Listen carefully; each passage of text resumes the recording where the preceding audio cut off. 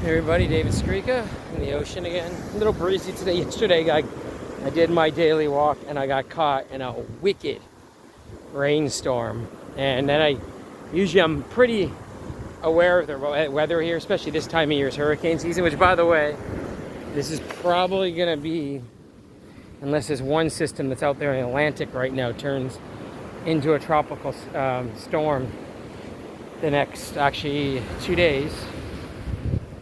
Only the second time in 70 years there were no named storms in the Atlantic.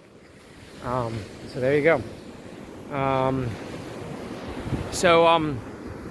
but it was, we had about 20-30 mile per hour winds for a few hours, and it let up for a little bit, and I was sitting at these little surf shacks they have here on the beach, and I was just like, I gotta get out of here. I gotta walk home, and even if I can get in some wind and rain, because I looked at the forecast, I looked at the sky, I was like, this system is going to be here for quite a while, so I'm not sitting here in the surf shack for 2 hours or 3 hours, and it's only about a 20-minute walk from the beach to my house. So this walk, just so you know, before I get into the little market commentary I'm going to do, it's about 3 miles in length, but it's really the equivalent of probably 6 miles, because it's about 20 minutes up and down this steep 200-foot hill to my house. And then the beach here is very duny and very sandy and thick. So it's a lot tougher than walking just on like a regular beach, or like a pathway or something. So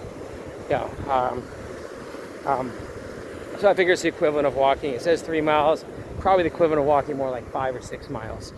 And all in all, it usually takes me about an hour and a half, like 20 minutes up, 20 minutes down, and then it's about 20 minutes each way on the beach. So that's an hour 20, maybe 35.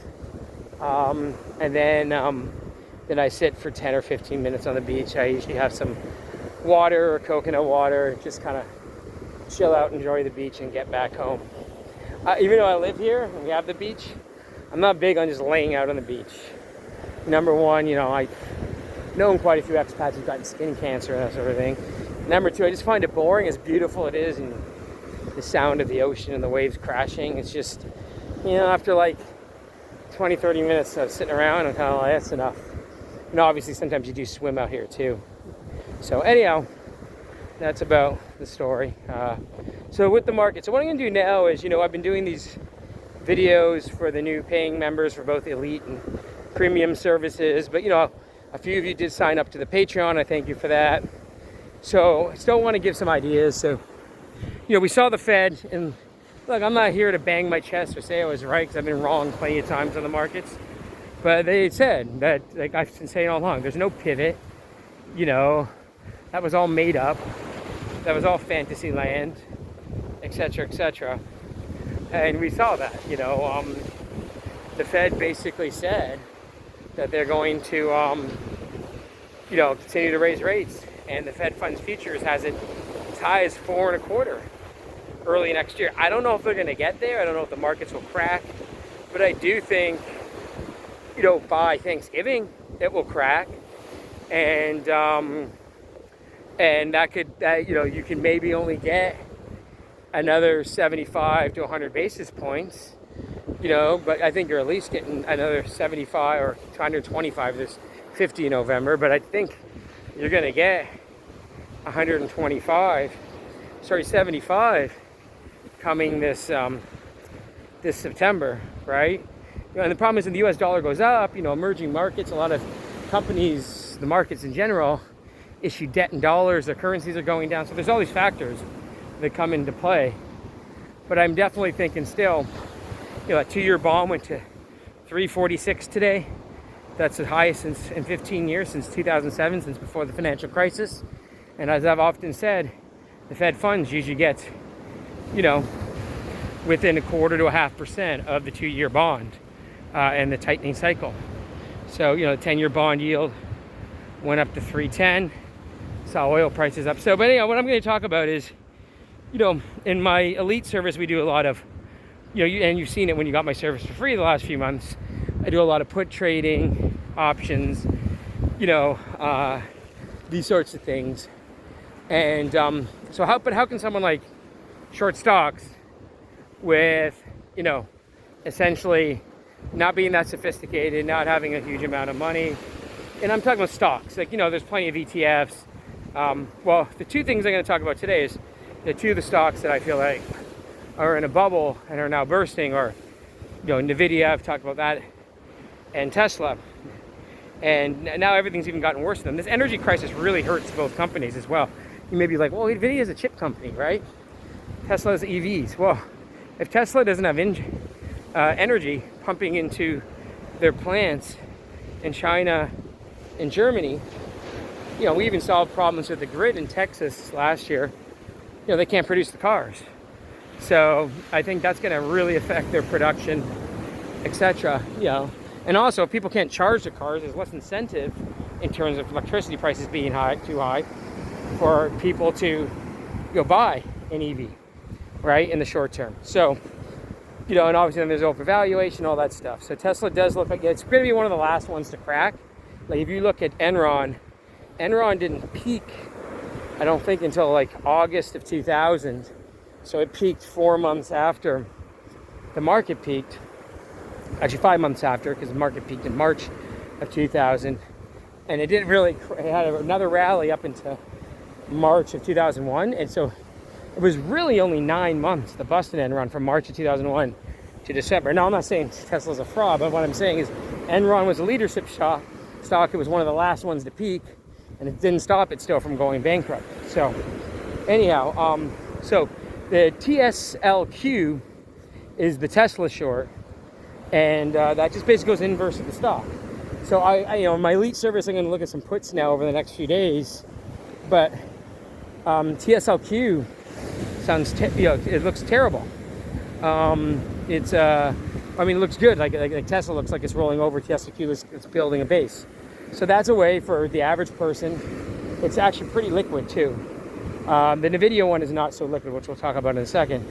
But Tesla, that's a way for you to short it. You don't have to do a lot of money.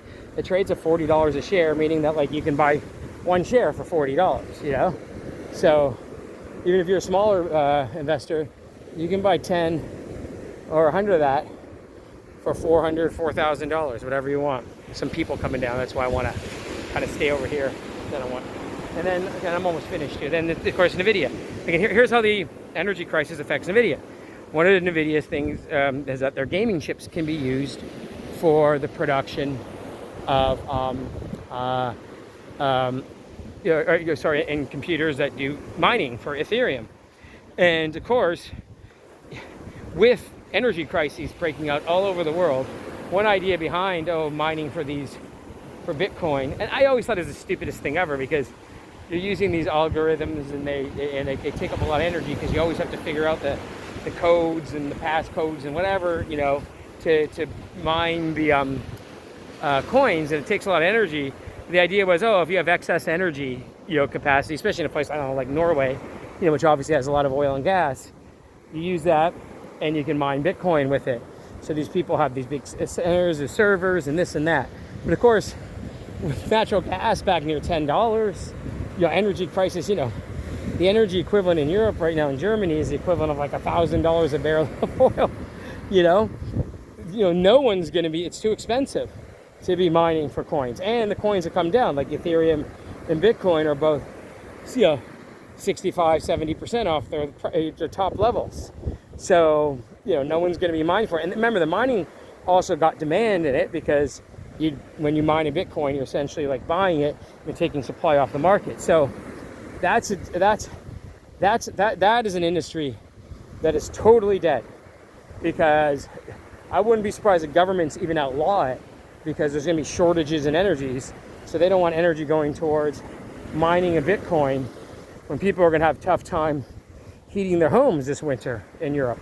And that's a good chunk of their business. So you have that as well. So, and then the other aspects, remember, their quarter has come down. At the beginning of the year, that fourth quarter is supposed to be 9 to 10 billion in revenues, and it's now 6, So that means that fourth quarter, since the beginning of the year has come down 30-40%. And this is an ultra growth stock trading at 50 times earnings, trading at 15 times revenues. So I even think it should be obviously much lower. Like, I think that if an ultra growth company's revenues come down by 40%, the stock should probably be more, it's down like 50%. It should be down more like 70 or 80%. And I think that's ultimately where it'll go. So anyhow, and then that one's the NVDS. And NVIDIA's really started to act poorly. It's at 158 right now. I think the low was about 150, 149 on this move. So that's one. So anyhow, those are two ideas. I have them in the newsletter, but again, I'm not giving out stock picks or option picks on the free service, but on the Patreon or the basic service, whatever you want to call this. But I thought those are two easy ways for smaller investors. And by the way, it trades at roughly the same price, roughly I think in the low 40s. So basically, you're talking, again, you can buy one share for $43, 10 for 400, 100 for 4,000, etc., etc. 1,000 for 40 grand if you got some real money. But for a few $1,000s, you can. And when I talk about these things too, I don't need tech geeks, by the way, yelling at me, you're a bear, you're wrong. No, this is just a way to hedge your portfolio. Like I own some of the dust, the gold short ETF, because I own a lot of gold stocks. So there's a way to hedge myself if gold really tanks, like it did in 2008 or 2020, right? So that's just a way to, like, if you are someone who's heavily invested in the market, heavily invested in tech stocks, it's a good way to hedge yourself. Anyhow, I'm going to leave it at that, and we'll talk later.